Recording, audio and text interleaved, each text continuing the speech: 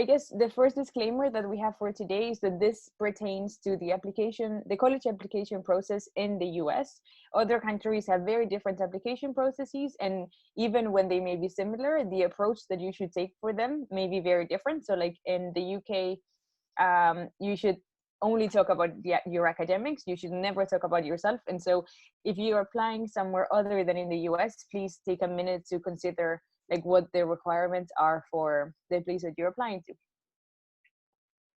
Cool. So the first thing that people usually do when applying to college is making their college list.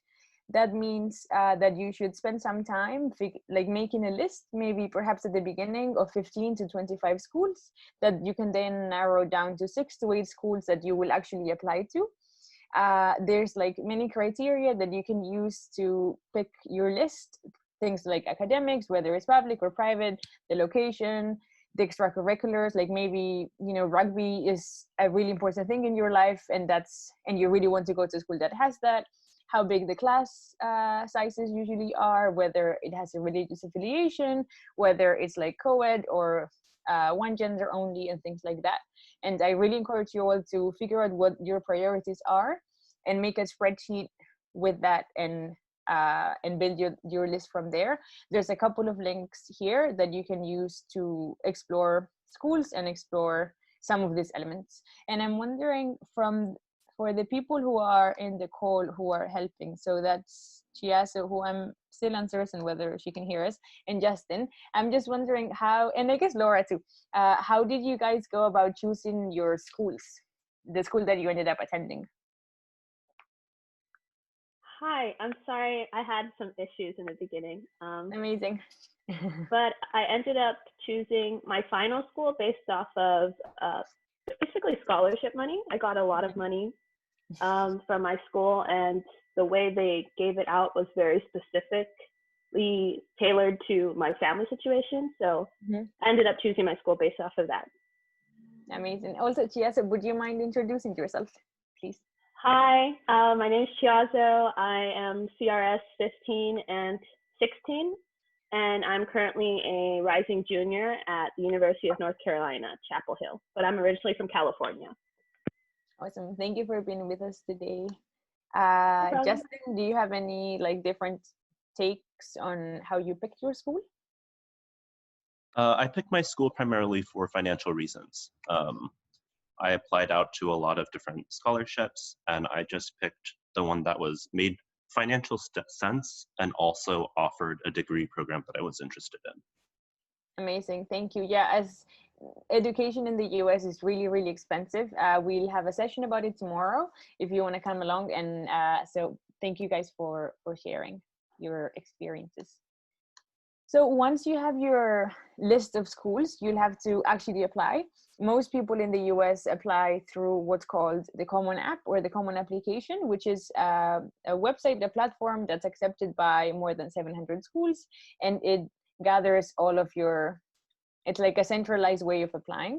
There's some schools that don't accept this, so make sure that when you have your list that you check whether they accept the Common App or they don't.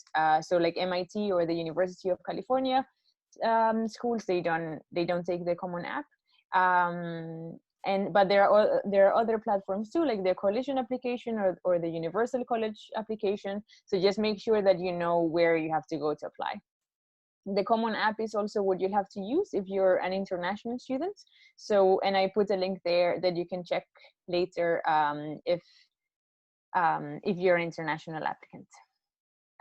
One thing that I would recommend very strongly is that once you have made your list of colleges, that you go and check the requirements of each college that you're applying for.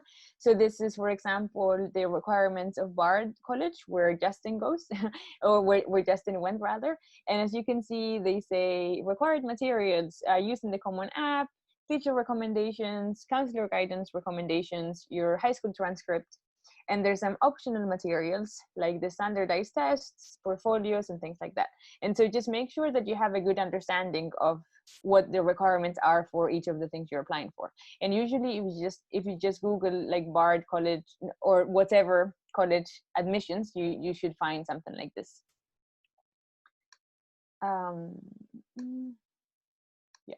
So the usual application components are your essays, letters of recommendation, your transcripts, your test scores, tests for internationals, which usually are the same tests. So the SAT, the ACT, an English test, perhaps if you're not a native English speaker and you're an international, and sometimes your portfolio. And we'll go into detail later, but just so that you have a main idea now. Yeah, and so what I'm most excited about today is sharing a bit with you about how to come up with your story. And so to make the most out of each application component, you should first like take a step back and figure what your story is. And so what is the story I keep talking about? Your story is not your essays. They're not your essays. The story is like when you apply and when your an admissions counselor has read your application, once they put it away, the way that they summarize you in their brains, that's your story. Like it's what you want them to leave with after they've read your application. And as I've said, I think a couple of times already, your story will be told through all elements of your application and not just your essay. And we will go into a bit of detail now. And like I think it's very important to remember that we all have multiple stories. You know, like you may tell your life in a different way to someone that's looking for one thing than you would to a different person. And so don't feel like you have to like find the true essence of what your life is in this story. The story is just like how you weave your experiences so that it seems that it makes sense for someone that would read your application. So now we'll work with an example. So this is my friend Diane. She's not my friend. I made her up, but she has been keeping me company over the last couple of days, and I've become quite fond of her. So I'm wondering if we could get a volunteer to just read out the list, like the list of things that you can see in the screen. And if you'd like to volunteer, just feel free to use your, like raise your hand using the Zoom function, or just maybe raise your hand on camera, or yeah, amazing. Amazing. Mawali, would you perhaps like to tell us when you went to camp and just read out the text, please? My name is Mawali Knight. I went to Camp Raising Sun in 2017. I am from the beautiful island of Barbados. Okay. I will now read the extract. I'm a senior in high school. This is what I've done in the last couple of years. I played football last year, basketball the year before, trained track this year. I've done a bit of Model UN as a participant. I've spent the last 2 summers and some weekends working at a fast food place to earn some money. I tutor younger kids after school every week in English and literature. I started doing theater 3 years ago. I now spend some weeks in the summer being a summer counselor for a program for younger kids, and I've been one of the writers of the theater group in my school. I don't really know what I want to do after college. I'm passionate about social justice. I try to bring that into the plays that I write. I hate reading, but really love spending time watching YouTube videos. I have a close relationship with my mom. Awesome. Thank you, Mawali. It's good to hear a different voice other than mine. Yeah, so this is a list that Diane made for us, right? And so can one person tell me, like, what do we know about what Diane is like right now? And again, like maybe just feel free to unmute and speak if you wish.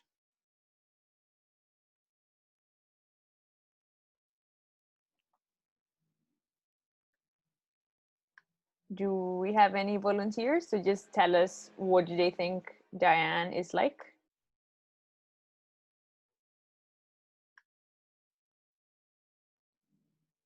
Awesome, Mawali. Oh, Sorry. I heard someone's voice. Just go ahead. She does a lot of extracurricular activities. Yeah, that's one thing we know about Diane. But the truth is that all we know is what she's done. Like, we don't know what she's like. We have, like, maybe we have a sense of like what she cares about based on what she has done. But like what she just gave us is a list, right? And if your applications are just a list of things, you will be left feeling like, okay, I kind of like, she seems busy, like she seems like she cares about theater, but I don't really know like what drives her or like why she's motivated by things, right? Like I just know a list of the things that she's done. And so from the list, you have to like travel from the list to your story, right? And so for example, like I'll give you three story examples. And so the first story is um the first of the stories that Diane could tell about herself is, I'm a creative student committed to teaching younger kids how to express themselves and speak about the world through theater. I love studying, and in college I hope to be involved with the theater and literature people and maybe major in English to work in a creative industry afterward. And so, can we get a bit of feedback about the story?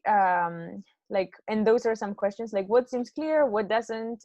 Many of the things that she does have been left out of the story. How? What do we think about this? Could a couple of people offer some feedback, please? So I went to camp in 2019, and I'm from Greece. I think that the way that she tells the story right now sounds, um, it has more character in it, and she's talking about the things that she's passionate about. Awesome, thank you. What do you think about having left a lot of, so like we don't speak about her sports, for example? Do you think that we have missed things out, left things out that really matter, or do you think it's okay? I think that I don't know. I'm not sure if she could find a way to fit this in. It would be great, but if it isn't about the story, maybe not. Awesome. Thank you for your feedback, Luisa, and it's good to hear you. Cool. So how about this? There's a different story that she could tell. Could I get a volunteer to read it for us, please?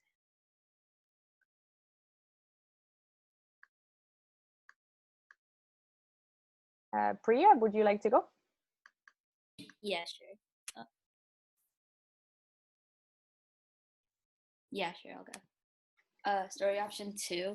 I want to be a teacher that helps kids from lower income families like mine find things that they are passionate about. I've loved teaching theater and tutoring after school.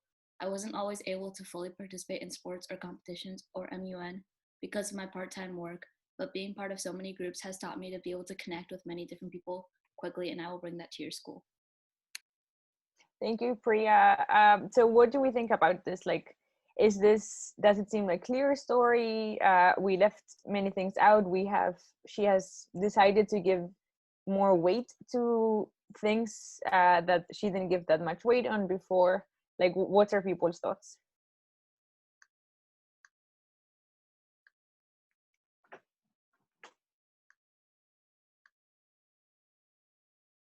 I don't know, Priya, if you yourself have any thoughts since you read her story. Oh, sure. So she kind of emphasizes her work a lot because she uses it as like a way to explain why she didn't do some of the other things that she maybe should have. Mhm. And she talks about how like her diversity in terms of her activities shows that she's like a complex person. Cool. Do you think that which one do you prefer? Do you prefer story option 1 or story option 2? 2. Cool. Why is that? It just like it makes her seem like more of a genuine person, and like it shows her passions a little more, I think. Awesome. Thank you for your feedback. Would anyone else like to share their thoughts?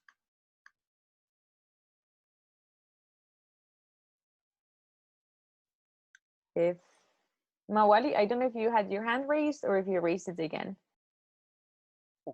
I just raised it. Awesome, cool. Okay. I think story option two to me is a bit more direct. But to me it doesn't seem as authentic as story option one. Mm-hmm. I think to me it lacks a bit of character. And to me, the addition about not being able to participate in MUN could be a red flag, and that it shows that she didn't prioritize her time. Mm-hmm. But yes, I is a bit to me is straightforward, and to me I like fluff, so it's not as fluffy as story option one, in my opinion. Amazing. Thank you for sharing your opinion. Thank you. Cool. So before we wrap up, we're gonna have a story option number three that I'll read because it's quite short. I love sports. Sports professionally. I once was really nervous at a football tournament, but then persevered and did things right. What do we think about this story? Do we think that this is supported by her experience? And do we think that this brings her best like self or her best experiences forward? And again, feel free to raise your hands or just speak to, yeah. Renzo. Uh, can you hear me? Yes, yeah. Sure. So I think when you are going to give your story, you need to emphasize on what activities have a really deep meaning, because you can do a lot of activities, but if you doesn't have like a meaning or a purpose for that, I think doesn't it lose value. Mm-hmm. So if she loves sports, I think she learn more playing sports than going to an MUM debate. I think if you emphasize that, it's good. Mm-hmm. Yeah, yeah, so that's true, right? Like if she actually really loves sports and that's what she wants to do, then this is fine. But perhaps the feedback that I would give her is that her experience doesn't really match up to this story, and so she may have to like change her experiences slightly so that she supports this story with them. Awesome. So, to summarize, thank you all for giving your opinions. To summarize, this is just a first attempt that Diane has taken to weave her own story. She'll probably change it a bunch of times before applying, and she may actually like decide to pick different stories depending on the school culture or the school's focus or whatever. What's definitely required is a lot of introspection and self-reflection. And to just say it one more time, your story is not written anywhere. It's just the feeling or the ideas that you hope admissions committees will have after they've read your application.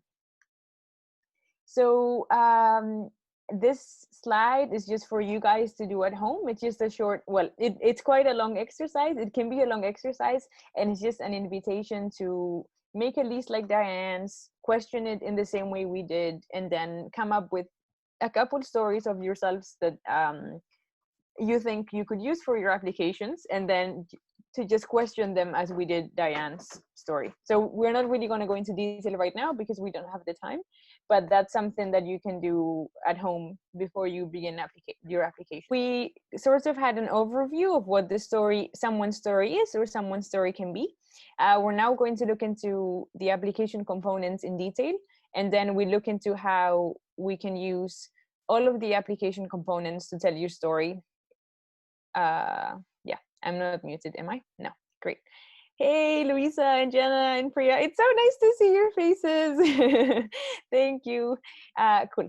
Okay, so firstly, your transcripts. And I think it goes without saying that you're so much more than your grades, but your grades do matter to some extent for some schools. For some, it may not be important at all, but that's just something you should take into consideration. And so your transcript is a piece of paper that has a digital paper that has all of your grades in it. And some things that you could consider is taking honors classes, advanced placement courses or classes, and taking classes at a community college. I think it's really important that before you do that, you check in with your college counselor or with your teachers to see whether you have the time for them, if you're ready for them. But if you are ready, I think it's usually really positive because it shows that you have the skills to succeed in a college level class. So I'm wondering whether any of you guys are taking AP classes or classes at a local college right now. You can just like raise hands in camera or use the raise hand button. Gracia, would you like to share? Sure. Yeah, so I am currently taking AP Chemistry, AP Economics, as well as AP English. Awesome. And was that because you really wanted to, or a teacher told you to, or like why did you decide to do that? So AP Chemistry was because a teacher recommended it to me. Mm-hmm. Sometimes for some AP courses, they will require you to have recommendation letters from teachers. Mm-hmm. So for that one specific class, my teacher just recommended me. And for AP English, as well as AP Economics, I did have to get like a signature from a teacher, but most of the time you have the option to choose any AP course. Awesome. Thank you. Is anyone here taking a class at a local college? Or did take a class at a local college when they were in high school? Justin, are you saying yes? Would you like to share? Sure. I took anatomy and physiology and vector calculus at my local community college when I was in high school. Awesome. And why did you do that? What was the process like? So I knew that I wanted to study math in college. And so taking vector calculus was like, I can show that I'm like ready to take on some kind of college level math course. And I took anatomy and physiology, to be honest, because I thought it would be easy. But it was like still kind of in, like I was thinking about I might be interested in medical science, so it was like still kind of related. It wasn't that easy, it turns out, but I'm still really glad that I took it. And what's really nice about lots of community colleges is that they have classes like in really weird times, so they're generally like pretty easy to fit in your schedule without having to like conflict with other stuff that you might be doing as a high school student. Yeah, thank you. Yeah, those are like some of the things you can do to perhaps like add some spice to your transcript, but just like make sure that you are ready for them, because if you don't do well in them, it may have pretty bad repercussions in your GPA and things like that. And so just make sure you're ready, and if you are, go forth and do them. Cool. And so another parts of your applications for some schools are your test scores. These are compulsory for some, optional for others, and there's a few schools that will not even look at your test scores and will like consider your application aside from them. The tests that people usually take are the SAT or the ACT, and also sometimes the SAT subject tests. And there's a link there to the schools that require SAT subject tests. Usually people ask like, oh, should they take the SAT or the ACT, or should they take both? Like, I think what you can do is take one of each at home, timed, and see which one you do best, and then also consider what the schools that you want to apply for require, and then go off of that. For those of you who are international, you probably will also have to take either of those tests, though if you have to travel really far, or if it's not in your country or things like that, they may be waived. And also for internationals, you may have to take the TOEFL or the IELTS test, which just proves your level of English. And I think Justin is really passionate about schools that don't consider test scores. Yeah. And Mirta, would you like to say something? Yeah, I'm sorry, but what is the SATs? Yeah, so the SAT is a test that is divided in two parts, like a writing part and a math part. Basically, it's like 3 hours long, and it's a test that measures like a lot of what you would have learned in high school. Maybe Chiazo, you have it fresher. Would you like to give your opinion of what it is? About the SAT? If I remember correctly, it's testing you about your reading, writing, and math skills. And they have multiple sections that range from a lot of geometry on the test, and more reading comprehension questions that I've heard are a bit more involved than the ACT, whereas the ACT is way more straightforward, but you have less time. The SAT, you have a bit more time, but the questions are a bit more complex. And so I just took the SAT, and the year I was applying, they debuted their website where you can study for free. That's really the only resource I used, and I was able to do well. So they're becoming more accessible. Yes, thank you, Chia. So, and Mirta, I guess to answer in a broader way, the SAT or the ACT are the tests that usually you have to take in order to go to college. So in Spain, we have like a end of high school test that everyone that wants to go to university takes. And so in the US, it's the SAT and the ACT. So another element of your application will be your letters of recommendation. There's a lot of text in here because they're a really important part of your application. When you apply, you are a narrator in it, right? Like you're telling your own story in your essays, but and this adds other voices to the application. Usually you need two at least, and it's recommended that you have one from like the humanities side from teachers and one from the sciences side. I recommend that you reach out early in the spring of your junior year or the fall of your senior year, and if they say yes, be very grateful and set up and like don't be shy about speaking with them, right? Like your recommenders will be telling a part of your story, and so you want to make sure that they're telling the parts of your story that you want them to tell. And so like just ask them, how do you want to be reminded about the deadlines? Like give them supporting materials like your essay drafts and your school list and your like transcripts and everything that's listed there. If you have any concerns, like maybe your grades went down or like something bad happened, right? Speak with them as well, because they may be able to speak to those issues in their recommendation in a way that is positive, right? And so instead of being a red flag, it could be like a learning thing that came from that. It's very important that they give examples that are very specific. And so you can also, like when you speak with them, you can say like, hey, I remember this time that I led a debate in your class, or I remember this paper that I wrote for you, and you give them the paper so that they have it at hand. Yeah, and so as much detail as possible is really good.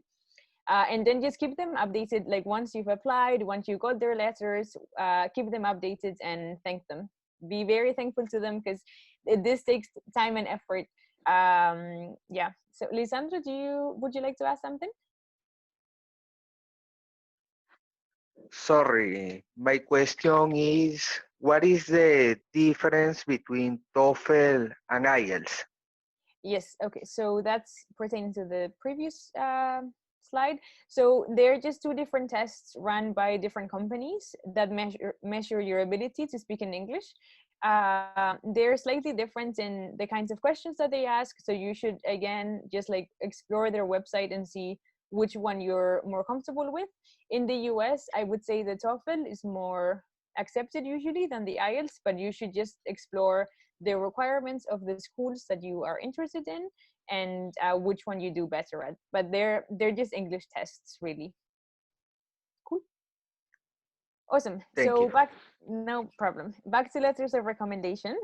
Some people say, I don't have any teachers that I have a close relationship with. What will I do? Start now. Like now is better than tomorrow. It's better than a week from now. And so just like maybe after class, stay in the class and have a chat with them and like start building those relationships. So aside from teacher recommendations, you may also be allowed to submit community recommendations or guidance counselor recommendations. And on that, I will only say that it's usually more important that they know you really well than who they are. So if your like mother is the cousin of the senator of your state or the president of Microsoft or something really big, just because they're really famous, that doesn't make them a good recommender for you, right? Like admissions committees usually will prefer to read a letter that has a lot of detail about from someone that knows you well than from like a big person somewhere. And that's usually the case. Like maybe if the school you're applying to is not like that, just find that out on their website. But that's usually the case. Cool. So another element of your application will be the activities list or the resume. Figure out, like, firstly, whether the schools that you're applying to, whether they require a list of activities or a resume. But usually this is a really great place to include a lot of the information about the things you've been doing that doesn't fit in your essays, right? And it just gives context about what you've been doing outside of class. So like maybe you worked, like Diane had a part-time job, like maybe you were doing 7,000 internships, like whatever it is that you were doing, this will give them some context. And when you write your activities, be smart about it and use the space that you have to really show what you've done in a way that like tells your story once more, but also in a way that gives them as much information as possible. So here there's a bad example of someone just that says, I was a member in the debate team and I debated topics, attended tournaments, and researched topics. That is so broad and says very little. And so then there's an improved example, and that person says instead, I led research and case writing, I mentored younger debate students, I organized mock debates and host an annual debate tournament, blah, blah, blah. And so just like be smart about how you use that very little space and make sure that you're putting your best foot forward, so to speak. Cool. And so some schools will also require supplementary information, a portfolio, like a list of questions, blah, blah, blah. Like check the schools that you're applying for and make sure that you know them as early as possible, because the earlier that you know them, the better you can split your story into the different parts of the application. Cool. So essays are a very, like, perhaps one of the bigger parts of your application, right? Usually if you're using the common app or the common application, you will have one essay that's 650 words, and you have a few prompts that are quite open-ended that you can pick from, and sometimes you'll also have supplemental essays. The purpose of the essays, there's three main purposes, I would say.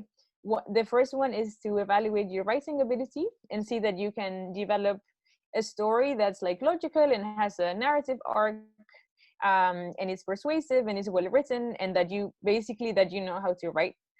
The second purpose is that they learn more about you through the topic and through the content of your essay.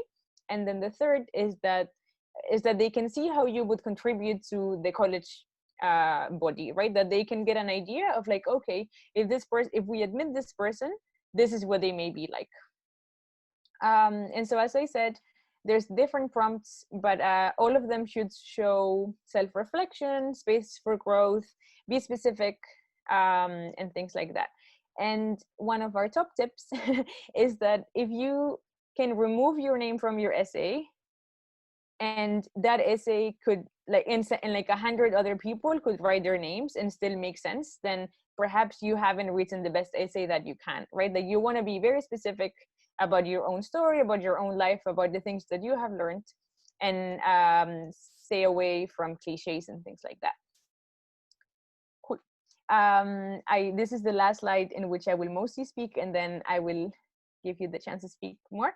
But the very important thing in your essays is that you use reflexive writing, which means that you have to convey like what happened, like describe a thing that happened, analyze it, why was it important, and then explain to the reader what it is that you learned from that experience.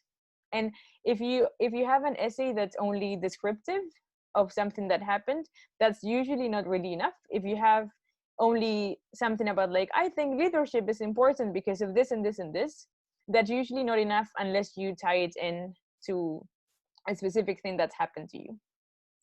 Okay, so Diane is back, my friend Diane. And we're gonna go with option number 1, which some people preferred, some people did not prefer, but that's the one we're gonna go with.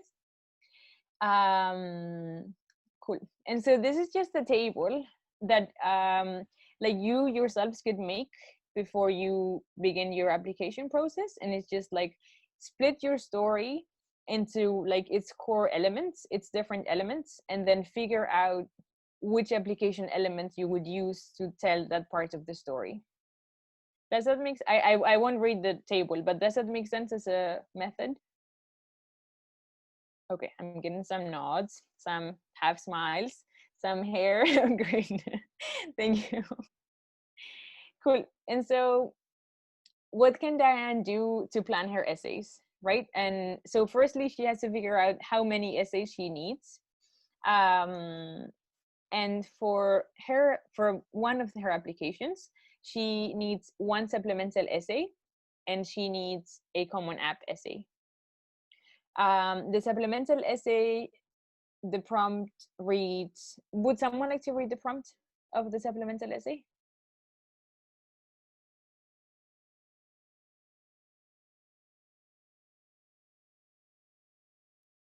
Okay, so the prompt of the supplemental essay says, Mawali, thank you.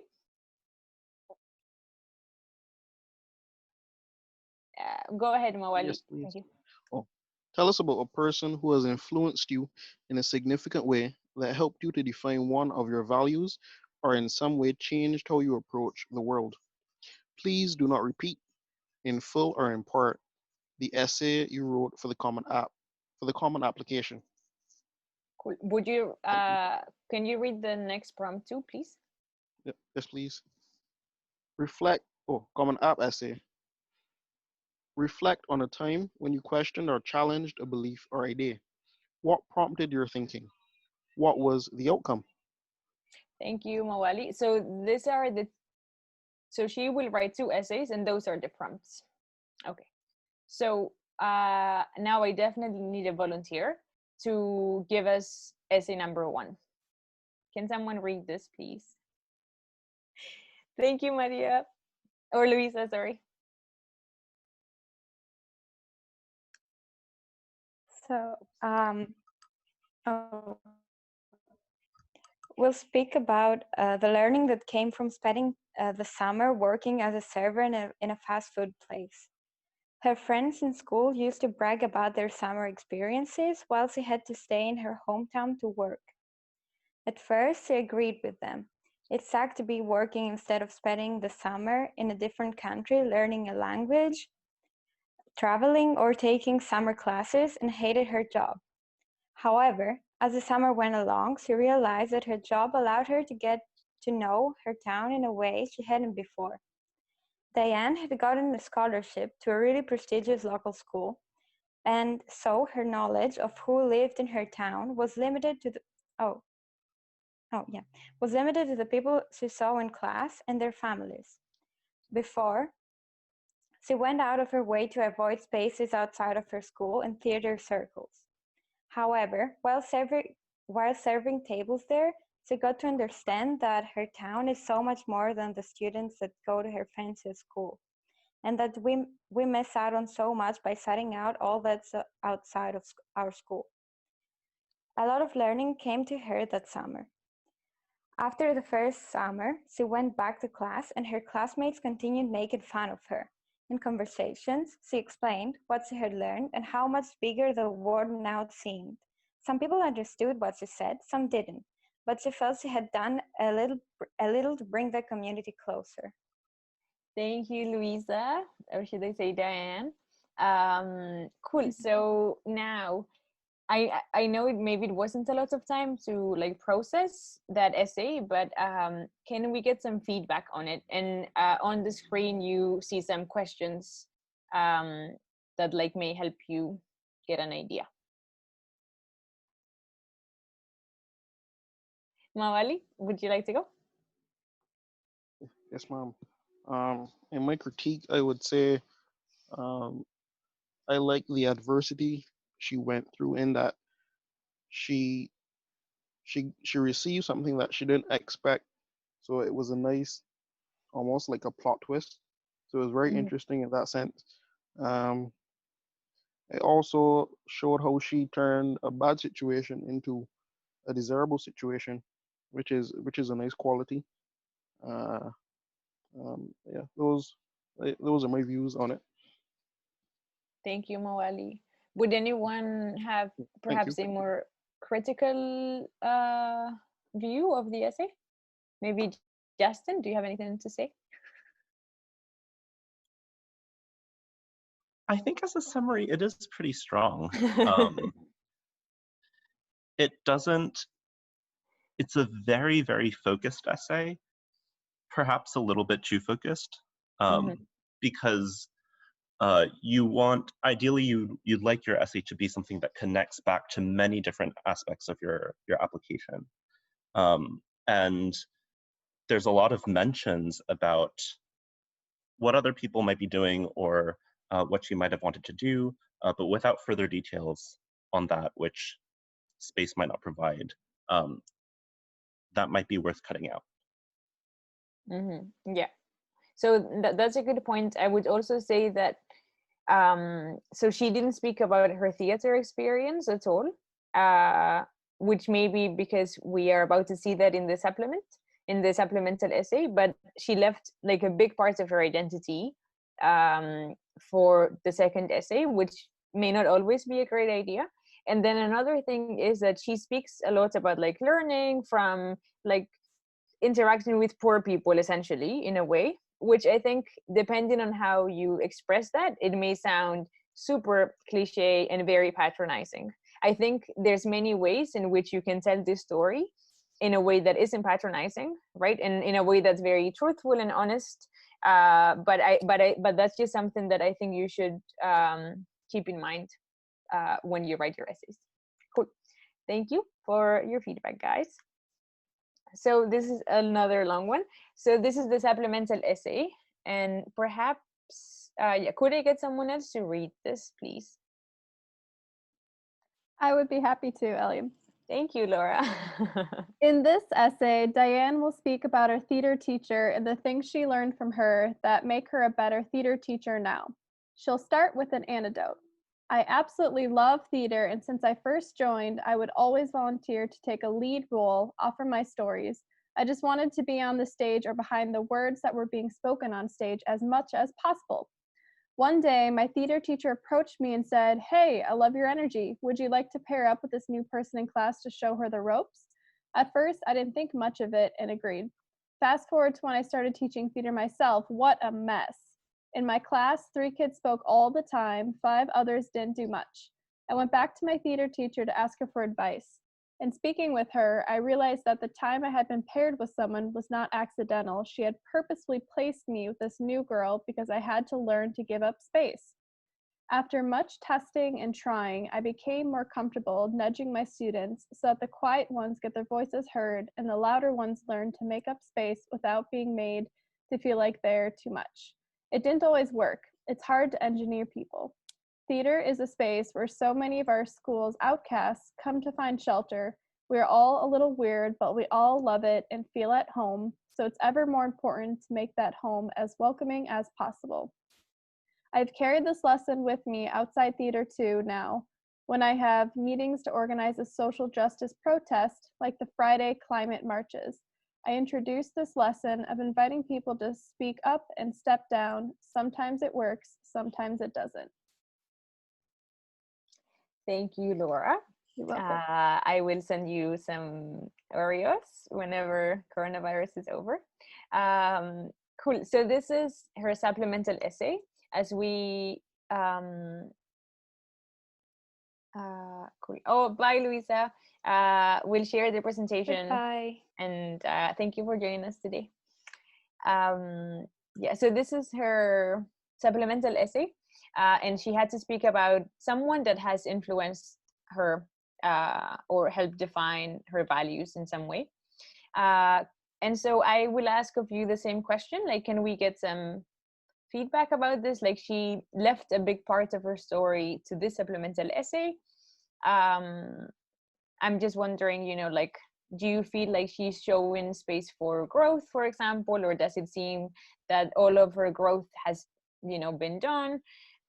Is it specific enough? And things like that. Does anyone have any thoughts on this? And there are no right or wrong answers. I'm just looking for your opinions. Mawali? I really like her expression, how she articulates, how theater helped her in her school years. Um, I like I I like the last part a lot where it talks about her marches for social justice, and she says sometimes it works and sometimes it doesn't, and it really shows her tenacity and perseverance and persistence in trying to achieve her goals. Um, with regards now back to the theater, I really like how she described the process of expressing herself through the arts. So it shows that she has uh, almost like a safe haven where she can go to express herself and relax, which could be a break from the academics. Thank you, Mawali. Thank you for sharing your thoughts. Does anyone else like to say something about this or share anything? If not, I can share my own opinion, which is that I think this is a pretty strong essay. I think she was asked to speak about someone that influenced her, which she did, but she also, through that, talked about herself and her own experiences and how she took that lesson and applied it. And she gets very specific, right? Like she says, the Friday climate marches, blah, blah, blah. And so I think in that sense, it's a pretty decent essay, perhaps better for the like actual Common App essay than the supplemental one. But yeah, I'd say Diane did pretty well.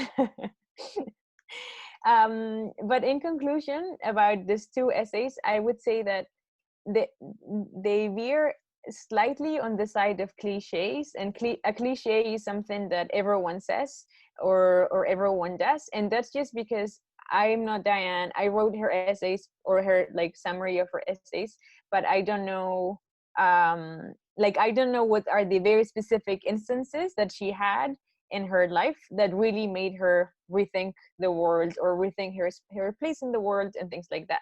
And so I just recommend that when you write yours, that you really like spend a decent amount of time just thinking about your lives and thinking about what are those moments that have perhaps shaped you to be what you're like right now. We all share CRS in common. That's something that binds us all together. And I'm sure that like many of the things that happened at camp could be a great topic for the essay. Yeah, and there's no perfect essay, just like try to be authentic and original and have a clear logical thread. I also want to say hi to Eli, who just joined us. Hi, Eliam. How are you? I'm good, thank you. Would you like to just say hi and say when you Sure. went to camp and who you are? Of course. Hi, everybody. My name's Eli Bromberg. I went to camp in 1995 and 1996, so quite a long time ago. And in the years since then, I worked in college admission and as a college counselor as well. So I worked at Amherst College for about 6 years doing admission there and specializing in international admission. And then I spent about 2 years working at Columbia University doing undergraduate admission for college and for engineering, and specialized in science recruitment there. So I have read thousands and thousands of college essays and can provide a little bit of information about what that process was like for me, and I'm happy to answer any questions later on during the Q&A about what that process is like as you guys get your materials ready for the fall. Awesome. Thank you, Eli. It's really good to have you here today. Cool. So again, this is just another slide of things that you can do at home to figure out what may be good essay topics. So just come up with a long list of times when you were challenged or crushed or learned something, impress yourself, and write down what happened, why was it important, what did you learn from it. Another thing you can do is you can start keeping a journal where you reflect on things. And it's maybe it sounds silly, but it's good to get used to that type of writing where you not just say this thing happened, like today I got an A, and then like my friend and I had a fight, and then I made a very nice cake, right? But so I think it's really important to get in that mindset of writing something and reflecting on why it matters and what you've taken out of it. I would also recommend reading, sorry for the typo, reflective writing. And so I think many people will go online and Google successful college essays that got people into my dream school, which is like fine. Like that's something that, you know, you could do if you wanted to, but also like go beyond that and read books that use reflective styles. And I put a short list that people can have different opinions of in there. And then like finally, when you're going from your list to the actual essay, you may like start with one, you may pick one instance or one thing that happened to you and write an essay about that, and then realize that that maybe doesn't tell your story in the way you want it to be told, or that doesn't just, it doesn't click. That's totally fine. Just like throw it away and like start anew. You know, like this is a very iterative process. You will do things many times, or you should do them many times before you get it right. And as always, remember my dear friend Diane, and ask of your essays and your story the questions that we have asked of hers. So I'm just curious for Tiazo and Justin and maybe even Eli, how did you come up with the topic of your essays? In my case, I was really interested in languages at the time, and I wanted to explain my life trajectory because I come from a very rural part of California, and so even going to camp was very life-changing for me. But by the time I was applying to college, I was at UWC, a boarding school in New Mexico. So I wanted to explain that for me, coming from where I was, it was a big deal even to go to New York in the first place. So an easy way for me to convey that was to talk about languages and how at home I would speak certain languages, and then I ended up going to these international spaces where I got to speak more. And as the more languages I learned, the less shy I was. And so that was able to convey the places I lived, the languages I spoke, and also how I left my shell as I left my original home. So that was my main Common App essay, and I really liked it. I also talked about my grandmother and how she didn't speak English, so I got to explain my family life as well. Awesome. Thank you, Tiazo. I don't know if Justin, you remember yours. Do you want to share, or don't feel pressure? I don't have Oreos for you. Sure. But I think I was a little unusual. I really, really loved writing my college essays. I wrote a lot of bad things in high school, but of like the 1,000 bad things I wrote, like 1 out of 1,000 of them were like okay. And those expanded and became my essays. So for me, it was less of a search of like, what am I going to, there was less pressure for me to like come up with something to write. It was more like sorting through the stuff that I got good feedback on, and figuring out like how I wanted to develop it. I remember 3 essays I wrote. My main Common App one, I actually, in retrospect, think that might have been a mistake. It might have been inappropriate. I wrote about being naked in different places. And I don't know, like in Red Hook, there are no shower stalls, right? Everyone, if you want to take a shower, you just have to be naked with everyone else, right? And so I wrote about that. I wrote about a Japanese onsen. I went to a Japanese bathhouse. That was a very different experience. And then just being naked alone, right?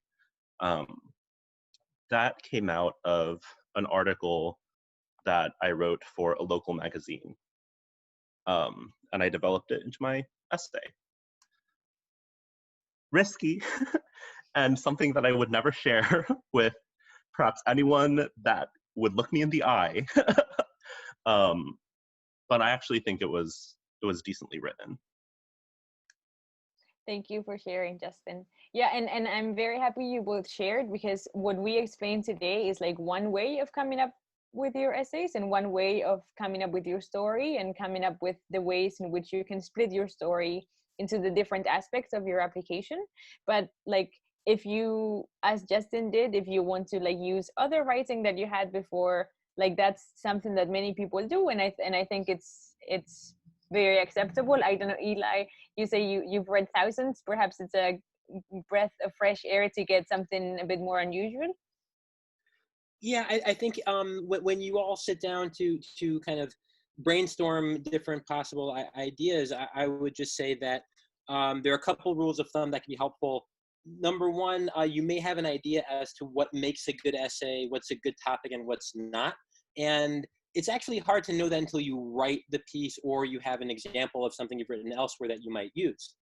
Justin's example and Shiazo's examples are quite different, but both are really instructive in terms of how you can focus on one theme, whether it's language or nakedness, right? And use that to show something about yourself.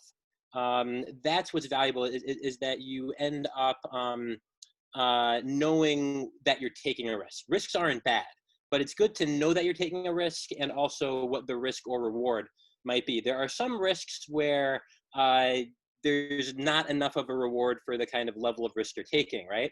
But there are other sorts of risks that are going to be memorable and certainly worth taking. It's possible that one person that read an essay about nakedness thought, "Why, this is not what I would expect to find," but possibly, and I would think probably the vast majority of admission officers are going to find that really refreshing to find that sort of an approach toward an essay.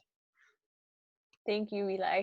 Yeah, and I guess just to add a bit to that, like as long as you're showing like some self-reflection and you're like showing your way of thinking and things like that, and make it about yourself in some way, and it doesn't have to be about yourself strictly in the sense that you are in it, although usually that's how it will be. Like you have to show that you're thinking hard about things, and so maybe you're writing about nakedness and how that, like, I don't know, like how that may build your self-image, or how that like makes you feel at home in some spaces and not others, things like that. And so just like remember to show your thinking with whatever it is that you write. Cool. And so this potato is Diane's story. I'm not sure it's a potato, but it's a shiny potato.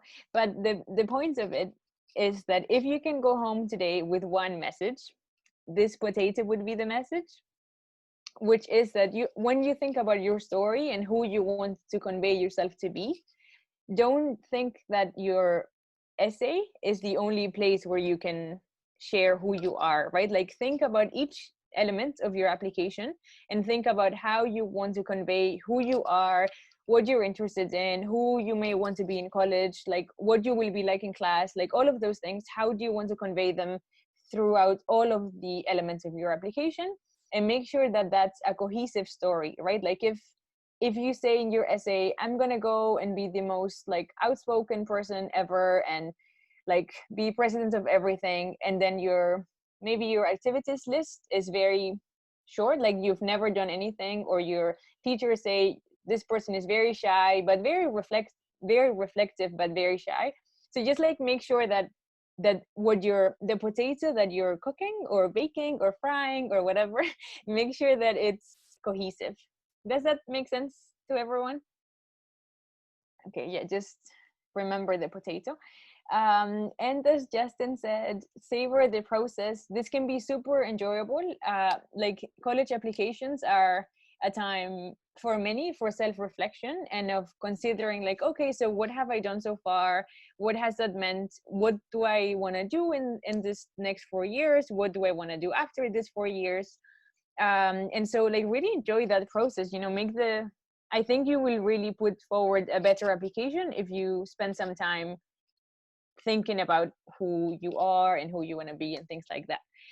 I would also say that you should not do things for your resume. I think that shows usually, and also you may not really enjoy them, and that sometimes, and I would say often, it may be better for you to do a couple of things but really show engagement and commitment than doing 100 things just so that you can have a very long list. And so, for example, like, in your sophomore year or in your junior year, you may want to explore different extracurricular activities, which is totally fine. But if you're already in your senior year, you may want to think about like, okay, what are the things that I really want to give my time to? I really want to like get some leadership skills out of, or whatever, like maybe like really have a think about what are the things you want to explore more and like commit to those. Yeah. Cool.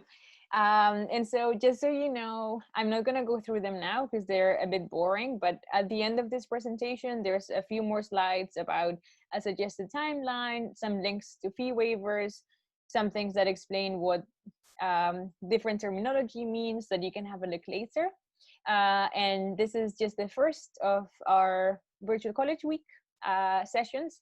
And so tomorrow we'll be speaking about accessing college, money and immigration issues. We're going to be speaking about some scholarship opportunities on Wednesday and Thursday. And then on Friday, we are going to talk about networking, which everyone hates as a word, but it really just means like how can you ask for help to people within your community, right? Cool. So thank you so much for listening to me speak for a while. This is bad practice instructions wise, but that's how we had to do it today. And yeah, and now we have some time for questions. Eli is here, Justin's here, I'm here, Chiaz is here.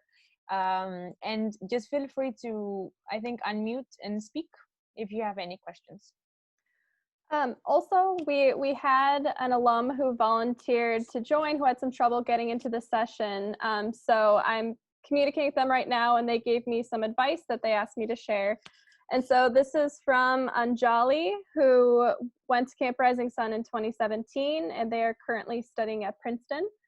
And so what they had to share is just some general advice would be to start early, to have a balance of safety, target, and reach schools. And so in their case, they applied to Princeton, not thinking that they would get in, but they did. And so it's good to have some schools that you want to reach into. They also recommend writing a variety of essays. So they wrote about 6 different essays before they settled on one. And so that was a practice that helped them zone in on which one made sense. And they also mentioned that if anyone has any questions about Princeton specifically, they would love to be a resource. So that's something to keep in mind. And you could email me or the contact at lajf.org to help put you in touch. Thank you, Laura. Thank you. Mirte, do you have a question?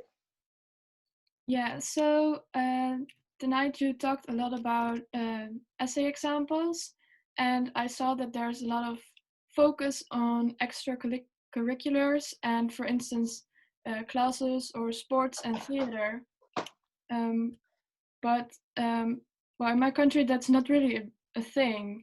So do you have any suggestions on what you could do to fill that up? Eli, please. I've spoken so much, I want to shut up now.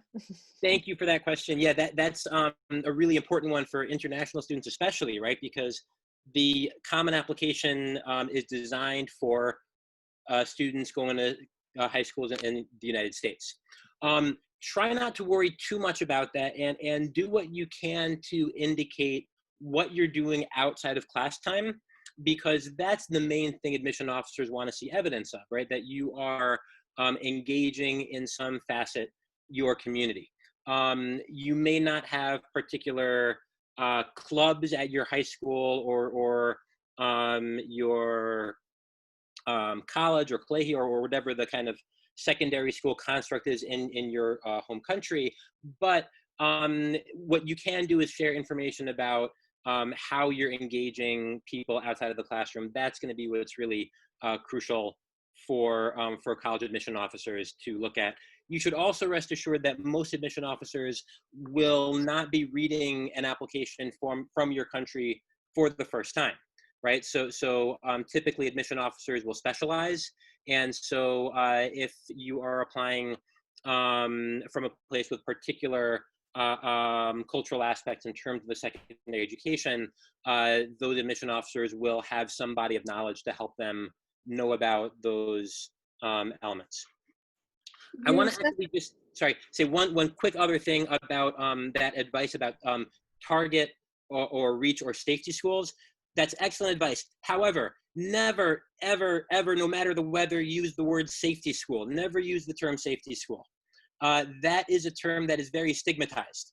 And what you want to do is think of it in terms of probability, right? Schools that you're more likely to be accepted to, right? And some schools where it's much more competitive to get admitted to.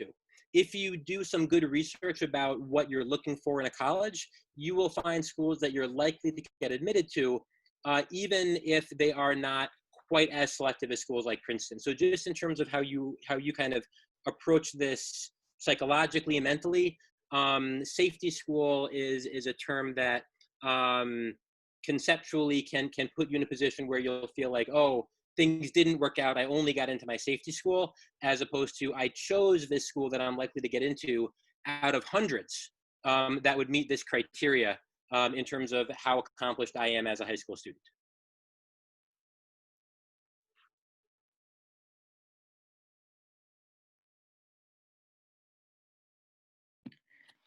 Yeah, you said something about saying something in your essay about interacting with the community. Do you have any examples of this? I can give an example. So perhaps I also studied in Europe, Mirta, and so I think I understand where you're coming from.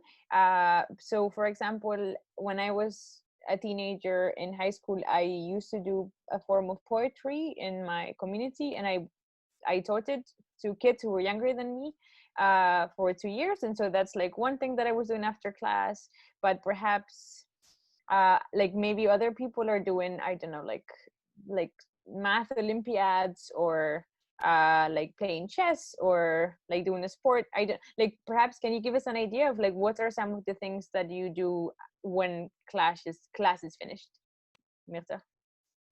Well, generally for people from my year, if you're going home, you probably just do your homework, and then well, some people have like sports in the evening, but it's not related to school. So for instance, soccer or hockey. And that's basically it. Cool.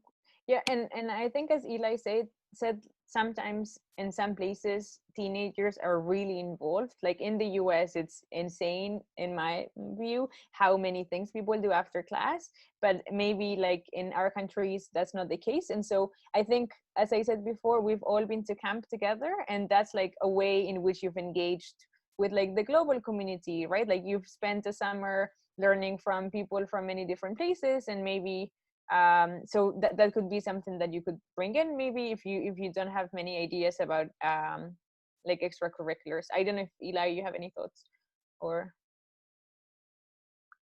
No, I think that makes a lot of sense to just, tie in whatever is available in terms of what you've been doing and put it on that list, even if it doesn't fit perfectly. And there may be moments where you have to estimate, what on that drop-down menu, what's the category for this thing you're adding, but you should still do it. I'll provide my email address to Eliam so she can provide you all with it. If you have questions about anything, I always encourage folks to email me with questions about the application. Thank you. Also, I think Mawali, I had seen your hand. Oh, hey again. Just have two questions. My first question relates to the transferring process. How does that vary from actually applying for an undergraduate degree? How does the transferring process vary? Then secondly, my other question was, do all degrees, um, are all degrees worth the same? Do all universities follow the same curriculum or same syllabus, or do they have different syllabi?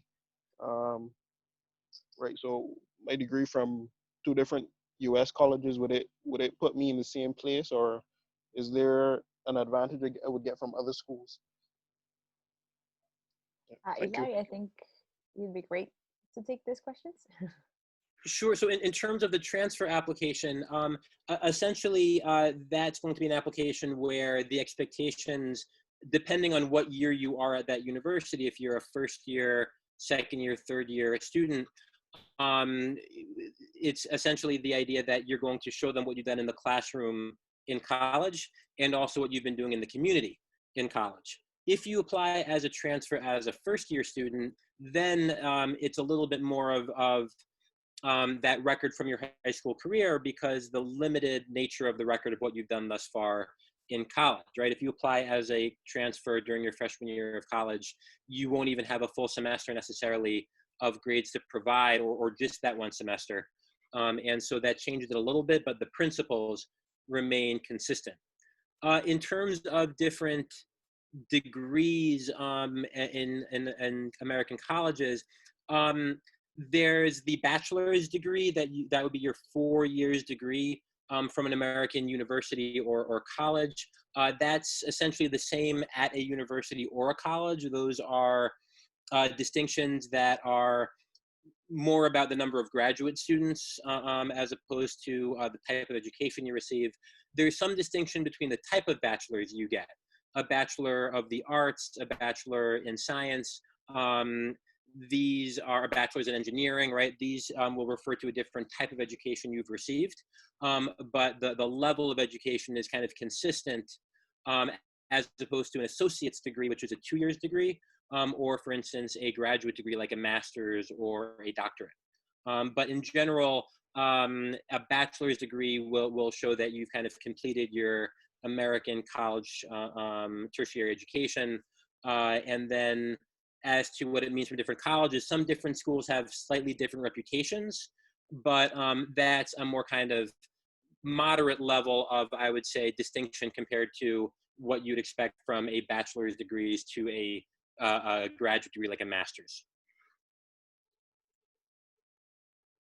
Thank you, Eli. I would also add perhaps that if you're someone with a very clear idea of what they want to do after college, you may want to go on LinkedIn and look up like the company that you want to work for or the role that you may want to have, and explore where they went to college, and that may be like a backwards way of getting ideas of the kinds of places that people have gone to that have gotten them to where you may want to go. But I also understand that like no one knows, we don't know what we're doing 5 years from now, so take that with a very big grain of salt.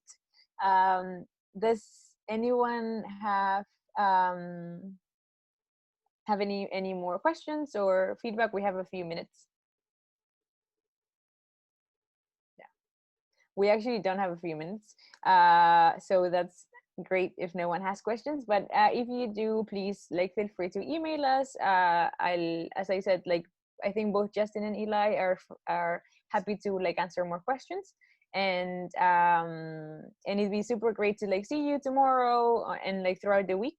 And thank you so much for coming. If you have any feedback, we love feedback at camp. I love feedback. Laura loves feedback. We all love feedback.